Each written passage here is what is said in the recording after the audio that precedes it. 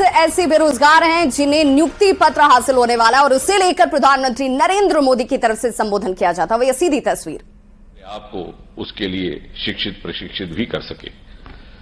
प्रधानमंत्री जी, आपके कार्यकाल में जहां एक और सरकारी पदों पर नियुक्तियों की प्रक्रिया को गति मिली, वहां साथ ही साथ वर्षों से रुकी हुई पदोन्नतियों और प्रमोशंस को भी तेज रफ्तार से अंजाम देने का काम हुआ है।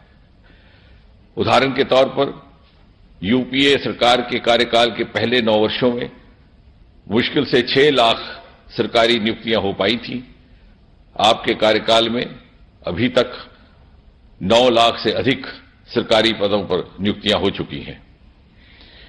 इसी तरह से यूपीए सरकार में आलम यह था कि बहुत सारे सज्जन जिस पद पर नियुक्त होते उसी पद से बिना प्रमोशन के रिटायर भी हो जाते, मनोबल भी जाता रहता और मोटिवेशन भी घट जाता।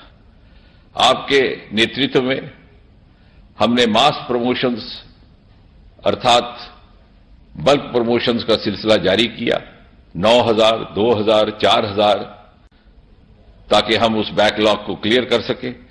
नतीजा ये कि यदि हम केवल सेंट्रल सेक्रेटेरिएट सर्विसेज को ही देखें, सीएसएस को, तो 160% वृद्धि हुई है यूपीए कार्यकाल की तुलना में प्रमोशंस की संख्या में गत 9 वर्षों के आपके नेतृत्व में। साथ ही साथ प्रधानमंत्री जी, आपने समाज में ये जागरूकता भी पैदा की कि रोजगार का अर्थ सिर्फ और सिर्फ सरकारी नौकरी ही नहीं। आपने स्टार्टअप पॉलिसी लाई, देखते ही देखते 350-400 से बढ़कर के स्टार्टअप्स की संख्या 1.25 लाख हो गई। आपने अंतरिक्ष जैसे सेक्टर्स को खोल दिया, रातों रात स्पेस स्टार्टअप्स की संख्या 4 से बढ़कर के 150 हो गई और चंद्रयान की सफलता के बाद नौजवानों का रुझान और भी बढ़ गया। आपने बेरोजगारों के लिए मुद्रा योजना लाई, 60-65% से अधिक लाभार्थी उसकी महिलाएं हैं। आपने रेहड़ी वालों के लिए प्रधानमंत्री स्वनिधि योजना लाई, लगभग 50 लाख स्ट्रीट वेंडर्स ग्रुप्स को उसका लाभ पहुंचा है। प्रधानमंत्री जी, समाज का कोई ऐसा वर्ग नहीं जिसकी रोजगार की चिंता आपने न की हो। अभी हाल ही में आपने प्रधानमंत्री विश्वकर्मा योजना का प्रारंभ किया और आजादी के बाद शायद पहली बार किसी सरकार या किसी प्रधानमंत्री ने समाज के उस वर्ग की चिंता की जो सदियों से पीढ़ी दर पीढ़ी अपने हाथों की कला, अपनी उंगलियों के हुनर से अपनी जीविका कमाते थे, समाज की सेवा भी करते थे और साथ ही साथ भारत की प्राचीन सभ्यता और हिंदुस्तान की अजीम तहजीब और विरासत को जिंदा रखे हुए थे। प्रधानमंत्री जी, आपने जहां हर वर्ग के कर्मियों को सशक्त किया, वहां साथ ही साथ समाज में उन्हें आदर सम्मान भी दिया। हमने देखा, चाहे भारत मंडपम हो, चाहे नया संसद भवन हो, आप स्वयं कर्मियों के बीच में जाकर के उनकी सुख सुविधा की सूचना लेते रहे हैं। और आज भी जब ये 50,000 नियुक्ति पत्र जारी होंगे, इसमें से अधिकतर डाक विभाग के हैं। हम सब ये जानते हैं, आज का डाक विभाग वो गुजरे जमाने का डाक विभाग नहीं रहा। ये वही विभाग है जिसके माध्यम से बुजुर्गों को हर महीने पेंशन पहुंचता है। ये वही विभाग है जो आपके द्वारा सन 2023 में शुरू की गई महिला सम्मान सेविंग सर्टिफिकेट्स को लगभग 1.5 लाख डाकखानों के माध्यम से वितरित कर रहा है। और ये वही विभाग है जो सुकन्या समृद्धि के 46,000 से अधिक खाते खोल चुका है और पोस्ट ऑफिस, पासपोर्ट सेवा केंद्र जैसे अन्य सर्विसेज भी उपलब्ध करवा रहा है। बहुत लंबी बात ना करते हुए, हमें विश्वास है जिस भरोसे के साथ आप इन नवयुवकों को ये नियुक्ति पत्र सौंपेंगे, ठीक उसी भरोसे के साथ ये आने वाले 25 वर्षों में आपके सपनों के विशिष्ट भारत के निर्माण में अपना जीवन समर्पित करेंगे। धन्यवाद प्रधानमंत्री जी। धन्यवाद माननीय मंत्री जी। रोजगार मेले की आज की कड़ी जहां एक और युवाओं के बढ़ते सामर्थ्य का संदेश लेकर आई है, वहीं दूसरी ओर युवा सामर्थ्य से सिद्ध होते विकसित भारत के विराट संकल्प का संदेश भी लेकर आई है। अमृतकाल के इसी संदेश को सब तक पहुंचाती प्रस्तुत है एक लघु फिल्म।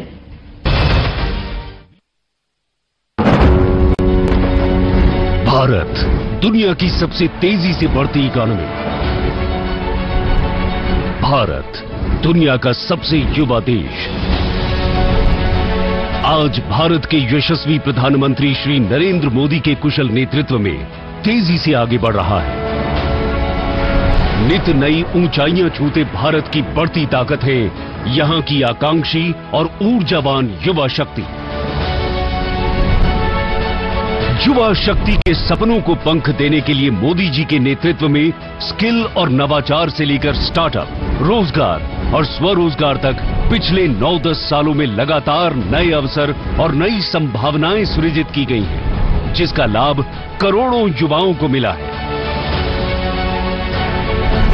युवा शक्ति के सामर्थ्य से राष्ट्र निर्माण के लक्ष्य को जोड़ने के इन्हीं प्रयासों की श्रृंखला में एक अहम कड़ी बनकर उभरा है रोजगार मेला।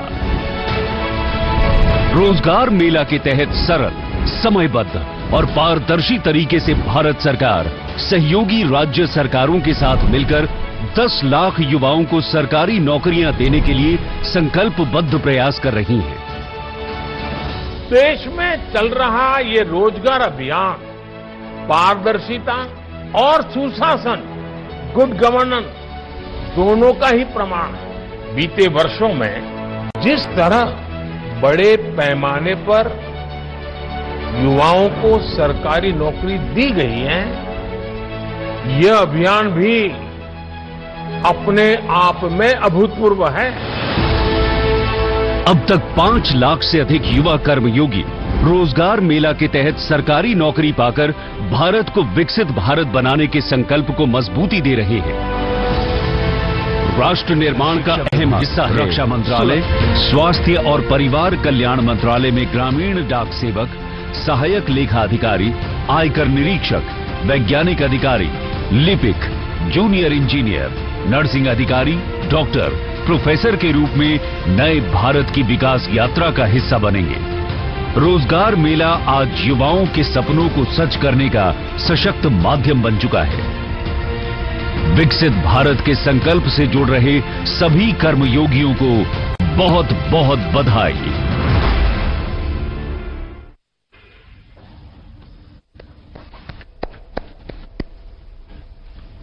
अब मैं आदरणीय प्रधानमंत्री जी से प्रार्थना करती हूं कि वे रिमोट का बटन दबाकर नियुक्ति पत्रों के वितरण के इस राष्ट्रव्यापी अभियान का शुभारंभ करें।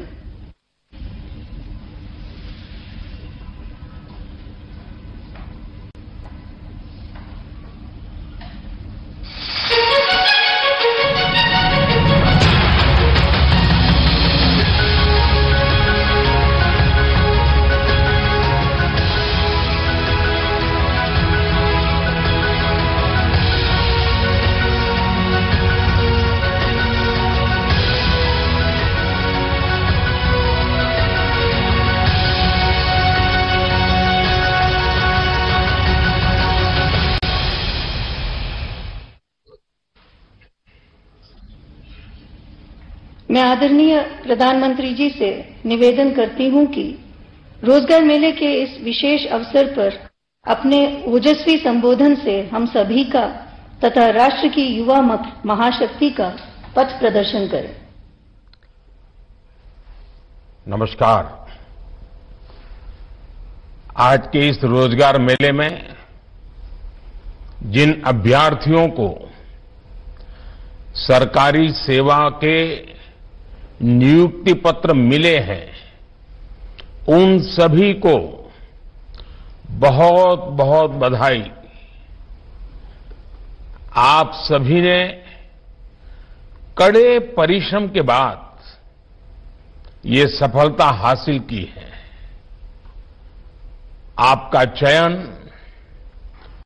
लाखों अभ्यर्थियों के बीच से किया गया है। इसलिए इस सफलता का आपके जीवन में बहुत बड़ा महत्व है।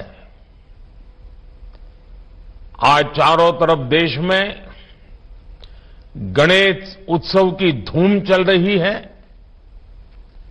इस पावन काल में आप सभी के नए जीवन का श्री गणेश हो रहा है। भगवान गणेश सिद्धि के देवता है। मेरी कामना है कि आपकी सेवाओं का संकल्प राष्ट्र के लक्ष्यों को सिद्धि तक ले जाएगा।